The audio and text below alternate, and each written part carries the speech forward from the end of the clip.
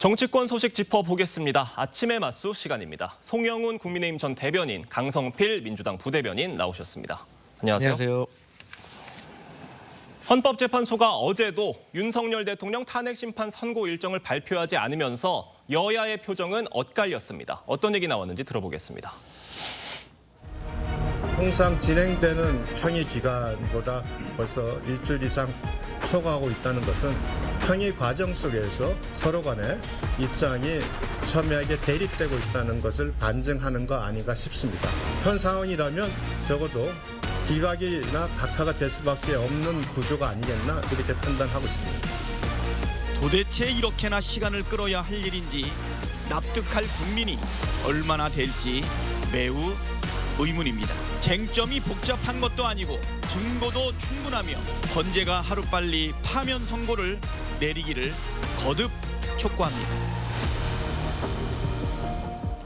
윤석열 대통령 탄핵심판 선고가 당초 예상보다는 늦어지면서 지금 여권에서는 각하 가능성도 진지하게 거론이 되고 있는 것 같아요. 여권의 길이 어떻습니까?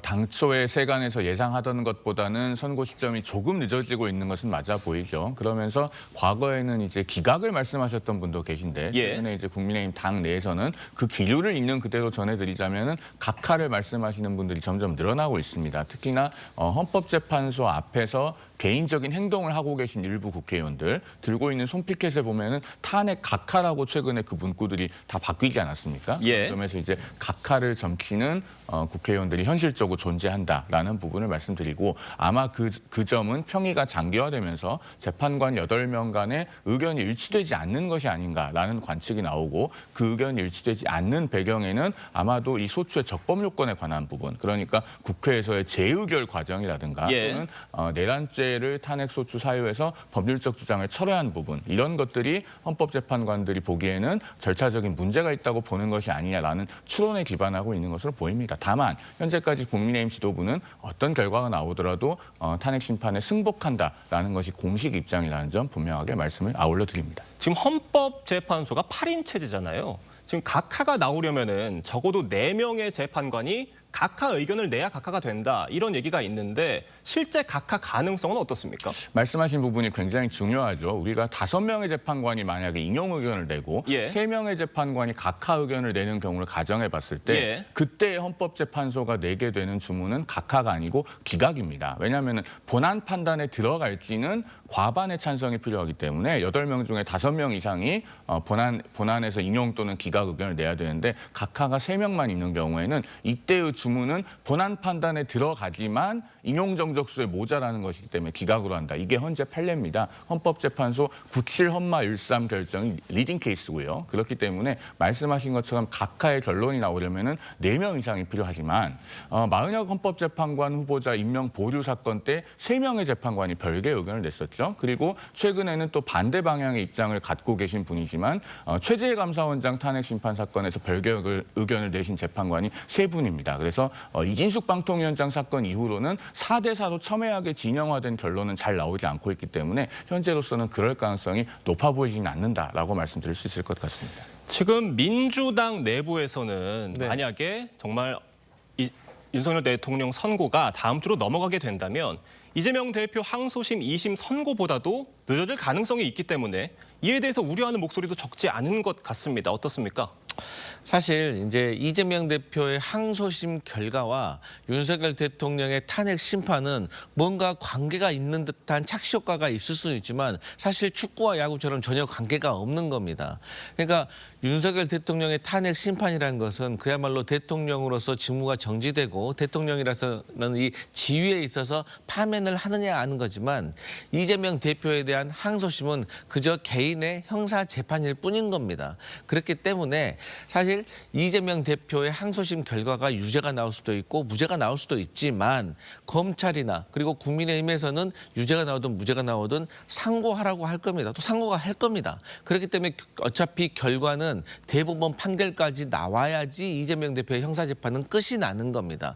그런데 이재명 대표의 항소심이 끝난 거하고 윤석열 대통령 탄핵심판 선고한 거는 그런 차원에서 의미가 없는 겁니다. 그러니까 윤석열 대통령 탄핵심판의 선고를 이재명 대표의 대법원 결과까지 기다릴 수는 없는 거 아니겠습니까? 그렇기 때문에 이제 국민의힘에서는 이재명 대표의 항소심에서 이재명 대표가 마치 유죄가 나오면 그걸 빌미로 이제 공격을 하려고 하는 의도가 있는 것으로 해석이 되고 있지만 실제로 윤석열 대통령 탄핵 심판과 이재명 대표의 항소심 결과는 전혀 상관이 없는 문제이기 때문에 별개다 이런 말씀 드리겠습니다. 지금 윤석열 대통령 탄핵 심판 선고가 늦어지는 배경을 놓고도 여러 가지 이야기가 나오고 있는데 8인 재판관들 간의 갈등설 이런 얘기도 있었어요. 이건 어떻게 보세요? 앞서 제가 세간에서 그런 관측이 있다라고 말씀을 드리긴 했습니다만은 사실 우리 누구도 정확하게 알 수 없습니다. 헌법재판소 8인 재판관들 간의 평의 과정은 엄격하게 지금 보완이 유지되고 있고 여러 언론에서도 물론 그 단편적인 취재들을 하고는 있습니다만은 그것만으로는 정확한 사정을 알기가 어렵죠.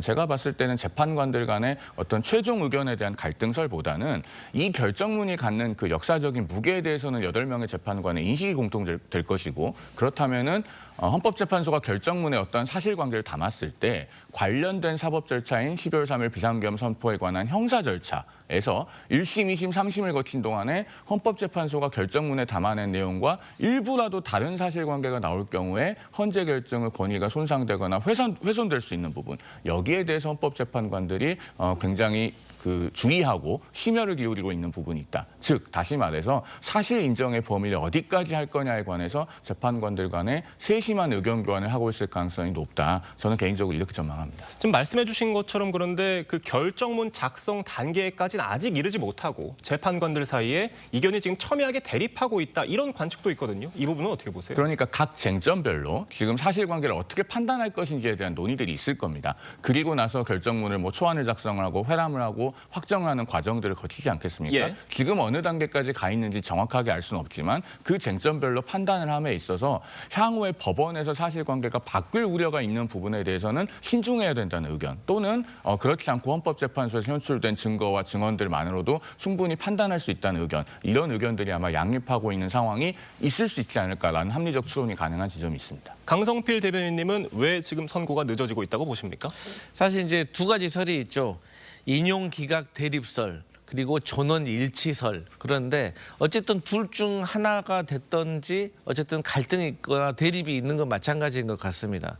그런데 저는 개인적으로 만약에 전원 일치를 하기 위해서 지금 대립을 하고 있는 거라면 저는 6대2든 7대1이든 그 나름대로 그냥 선고를 하는 것이 어떨까 생각을 합니다.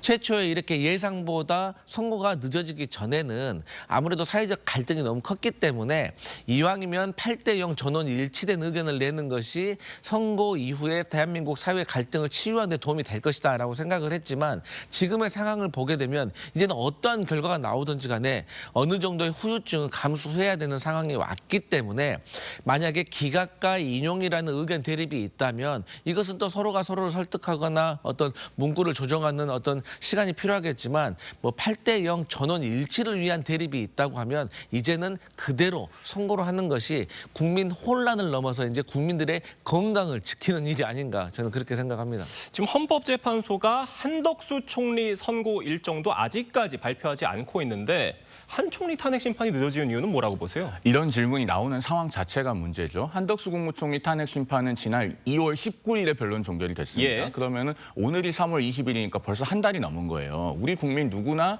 왜 한덕수 총리에 대한 탄핵 심판은 선고 일정조차 나오지 않지? 굉장히 궁금해하시고 의문을 갖고 계십니다. 이쯤 되면은 헌법재판소가 공보관 브리핑으로라도 이게 어떤 상황이다, 언제쯤 고지할 것이다 이런 것에 대해서 좀 공보를 해줄 필요가 있다고 생각합니다. 그리고 더 나아가서 한덕수 국무총리의 부재로 인한 국정 공백이 분명히 존재한다는 부분 우리가 엄중하게 인식을 해야 됩니다. 지금 트럼프 관세부터 시작해서 민감국가 지정까지 대처해야 될 외교 현안이 많은데 한덕수 국무총리는 과거에 통상교섭본부장을 역임했고 주미 대사도 역임했습니다. 이런 사태에 대처할 수 있는 대한민국의 아주 중요한 자원이기 때문에 조속한 탄핵 심판의 선고 그리고 기각 결정을 통한 직무 복귀가 필요하다. 강조해서 말씀드리겠습니다. 강성필 대변인님은 늦어진 이유가 뭐라고 보세요? 그러니까 국민의힘과 민주당이 한덕수 국무총리에 대한 탄핵 심판에 대한 보고 있는 그 시야가 너무 다른 것 같아요. 저희 민주당은 일관되게 말씀드렸어요. 한덕수 국무총리에 대한 탄핵 소추 사유가 윤석열 대통령의 탄핵 소추 사유와 겹쳐 있거든요. 여기에 대해서는 국민의힘에서도 정도의 차이가 있을 뿐이지 미세하게라도 겹치는 것은 인정을 하고 있습니다. 그러니까 당연히 한덕수 국무총리에 대한 탄핵 소추에 대한 결과를 먼저 알려준다면 그건 당연히 윤석열 대통령 탄핵 심판에 대한 예고편이 될 수밖에 없는 것이거든요. 그러면 그 동안에 어떤 사회적 갈등과 혼란이 있기 때문에 저는 당연히 한덕수 국무총리에 대한 그 탄핵 심판의 결과는 윤석열 대통령 탄핵 심판 결과와 동시에 혹은 그 직후에 하는 것이 있고 국민의힘에서는 이제 한덕수 국무총리가 없기 때문에 지금 여러 가지 뭐 문제가 생긴다라고 하지만 뭐 예를 들어서 민간국가 지정 저는 한덕수 국무총리가 뭐 권한대행하고 있다고 해서 이것을 피할 수 있었을까요? 알 수 있었을까요? 알았다면 본인이 권한대행 아니라고 하더라도 알려줄 수 있는 거 아니었습니까? 그렇기 때문에 어쨌든 한덕수 권한대행과 관련된 이 탄핵 소추는 윤석열 대통령과 동시 혹은 직후에 할 것으로 예상됩니다.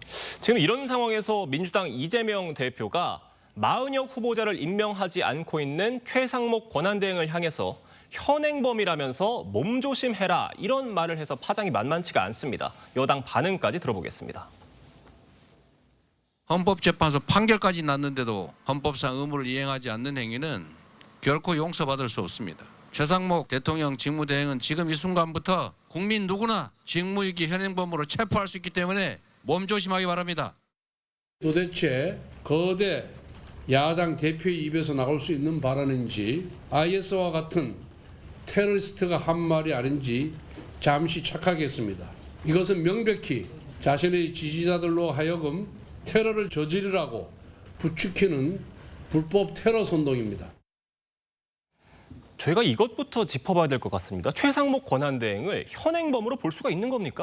일단 최상목 권한대행이 마은혁 후보자를 임명하지 않고 있어서 직무유기죄에 해당한다. 이것은 현재 민주당의 주장이죠. 그리고 이재명 대표의 망언을 정당화하기 위해서 지금 민주당에서는 현행범이기 때문에 누구나 체포할 수 있다라는 이야기를 굉장히 강조하고 있는데 사실 민주당 의원들이 정확하게 말하지 않고 있는 것이 있습니다. 현행범을 체포할 때는 원래 범죄와 범인의 명백성을 요건으로 하거든요. 그러니까 지금 질문하신 것처럼 최상목 권한대행이 과연 직무유기죄에 해당하는 것은 맞느냐? 그래서 현행범이기는 하냐? 이것에 대해서 의문이 있는 상황이면은 사실 현행범 체포의 요건조차 충족되지 않는다고 봐야 됩니다. 이 직무유기죄 성립 여부에 대해서는 뭐 민주당처럼 직무유기가 된다고 주장하는 분들도 계시지만은 한편으로는 이것은 헌재가 시한을 정한 것은 아니고 헌법재판소 법에도 시한이 명시되어 있지는 않기 때문에 궁극적으로 임명을 한다면은 직무유기죄는 되지 않는다 이렇게 보시는 분들도 있어요. 그렇기 때문에 명백하지 않은 사안을 가지고 마치 일반 시민 누구라도 대통령 권한대행을 체포할 수 있다 이렇게 주장하는 것은 명백하게 선을 넘은 행위이고 이건 이재명 대표의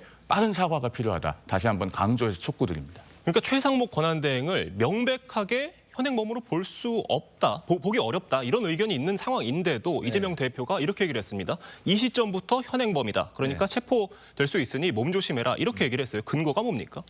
그러니까 방금 이제 국민의힘에서는 뭐라고 했냐.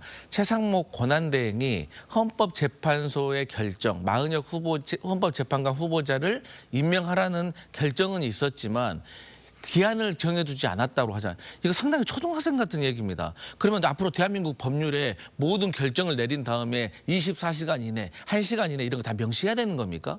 이것은 사실 알고 있으면서 인정을 하지 않는다로밖에 국민들이 평가할 것이고요. 그다음 또 다른 이유는 뭐냐면 내란 상설 특검이 있습니다.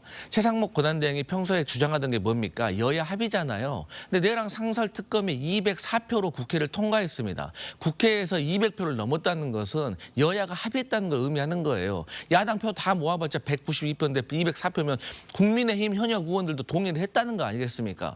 그러면 여야가 합의된 내란 상설 특검에 대해서 그러면 최상목 권한대행이 국회에 특검 추천 의뢰를 했었어야죠. 근데 안 하고 있습니다. 이거는 왜 안 하는 겁니까? 그러니까 이렇게 두 가지의 직무유기를 하고 있기 때문에 현행범으로 체포할 수 있다는 것이고 우리 이재명 대표가 체포를 하라는 것은 사실 이제 법적 근거가 있다는 거지만 또 현실과는 또 다른 문제가 있다는 점을 또 말씀드리겠습니다. 근데 지금 말씀해 주신 내용에서 조금 더 짚어보면 지금 헌법재판소가 마흔여 헌법재판관을 임명하지 않는 건 위헌이라고 판단을 한 건 맞는데 언제까지 임명을 해라 이 얘기가 없었던 것도 사실이지 않습니까? 법률에 시한이 명시되어 있지는 않죠. 그리고 헌법재판소 결정에도 그런 이야기가 나와 있지 않고요. 다만 헌재 결정을 존중해야 되는 것은 모든 헌법기관의 책무이기 때문에 최상목 권한대행이 궁극적으로는 임명을 해야 된다고 저도 생각합니다. 다만 지금 대통령 탄핵 심판이라고 하는 매우 사회적으로 첨예하게 의견이 대립하는 엄중한 사건이 진행되고 있고 그 중간에 마흔여 후보자를 임명해서 만약에 탄핵 심판에 투입하게 됐을 때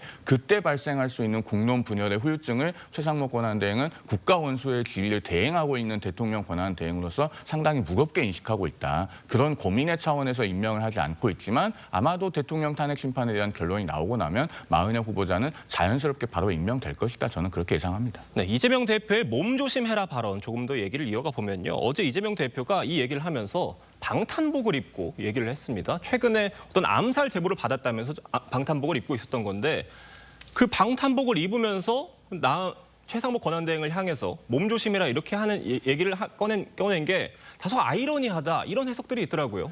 전형적인 내로남불이죠. 본인의 몸은 지켜야겠고 최상목 권한대행에 대해서는 몸조심하라고 사실상 협박을 하는 듯한 발언을 했습니다. 단순히 몸조심하라가 아니라 우리 국민 누구나 지금부터는 현행범으로 체포할 수 있다. 그러니까 몸조심하라 아닙니까? 그러면은 이것은 해악의 고지의 성격이 있는 협박이라고 봐야 돼요. 그리고 이 말 자체가 얼마나 저열합니까? 대통령 권한대행에게 잡혀갈 수 있으니까 몸조심하라는 건데 이것은 정말 시정잡배나 폭력 집단들이 할 법한 이야기입니다. 오죽하면은 한동훈 전 국민의힘 대표도 어제 SNS에서 이런 것은 깡패들이나 할 법한 말이다 이렇게 직격을 했겠습니까? 지금 우리 국민들 보편적으로 보시기에 이것은 도저히 원내 제1당 대표 그리고 헌법기관인 국회의원이 사용할 수 있는 언어가 아니거든요. 정말로 이것은 사과하고 다시는 이런 언어를 사용하지 않겠다고 국민들 앞에 약속을 해도 한참 모자랄 일이다 이렇게 말씀드리겠습니다. 과거에 이재명 대표가 어떤 거친 발언들로 논란이 됐던 거는 맞는데 최근에는 그런 과거의 어떤 이미지를 의식을 해서인지 뭐 이런 발언들은